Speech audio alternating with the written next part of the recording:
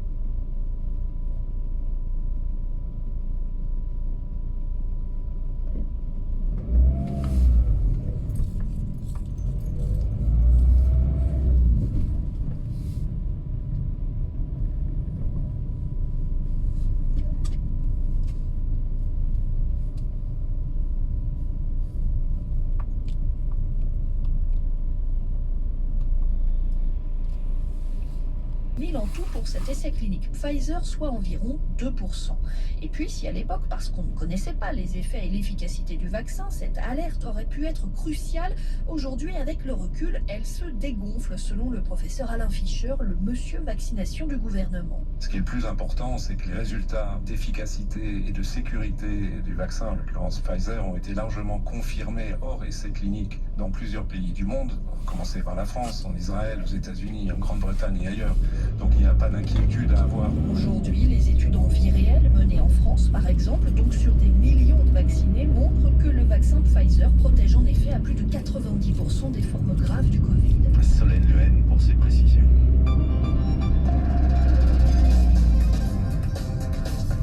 Allez, attention, il va y avoir du sport, du tennis, du rugby, du foot au programme. Commençons par le ballon ovale. Bonsoir Vincent Pellegrini. Bonsoir Nicolas. Avec nous pour évoquer le coup d'envoi de la tournée d'automne du 15 de France. Ce sera samedi soir au Stade de France contre l'Argentine. Les Bleus qui affronteront ensuite la Géorgie, puis la Nouvelle-Zélande. Et pour ce premier test, Vincent, une composition, un 15 de France riche d'enseignements avec des surprises, des nouveautés. Oui, Fabien Galtier a choisi d'innover en rajeunissant ce 15 de France avec des choix forts. En troisième ligne, par exemple, Grégory Aldrit, présenté comme un cadre incontournable de l'équipe, sera samedi sur le banc des remplaçants. C'est Anthony Gelonche, arrivé très récemment chez les Bleus, qui est titularisé.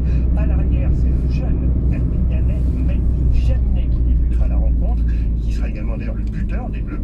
Il a été préféré à l'expérimenté Brice Dula, qui était titulaire lors du dernier tournoi destination. Autre choix marquant en deuxième ligne, exit le chevronné Bernard Leroux. C'est le Toulousain Thibaut Flamand, 24 ans, qui va honorer sa première sélection. Lui qui ne joue dans le championnat de France que depuis un an. Un joueur au parcours atypique, précise le sélectionneur Fabien Galtier. Commencé le rugby en Belgique, puis il est parti en Argentine, puis il a joué dans un collège en Angleterre, puis il a été recruté par les Rois. Et puis en fait le Stade Toulousain lui a proposé de venir. Je pense que ce joueur a toujours été habité par cette flamme, puisqu'il paraît qu'il s'endormait avec le poster de l'équipe de France tous les soirs qui était accroché à son plafond, que tous les soirs son dernier regard c'était le maillot tricolore. Voilà, sur le tricolore, il va le porter, Thibaut Flamand, sur la pelouse du Stade de France samedi soir. En tout cas, Nicolas, ces choix montrent la volonté de Fabien Galtier d'aiguiser la concurrence à 2 ans de la Coupe du Monde. Et puis il y en a qui avaient le poster à 10 ans mais qui ne mesurent pas 2,05 m une fois qu'ils en ont 20. La vraie grande nouveauté, Vincent, peut-être autour de ce 15 de France, c'est qu'aujourd'hui, quand un match arrive, il y a une forme d'impatience, d'excitation, un piment qui entoure le jeu de ces Bleus attrayants, convaincants. Depuis 2 ans, on est aussi à 2 ans précisément de la Coupe de France qui aura lieu en France, de la Coupe du Monde, pardon, qui aura lieu en France. Ce sera en 2023. On est aussi à une période charnière avec cette tournée. Oui, effectivement, il y a eu un tournoi destination convaincant cette année avec quelques belles performances sur le jeu pratiqué, des belles promesses.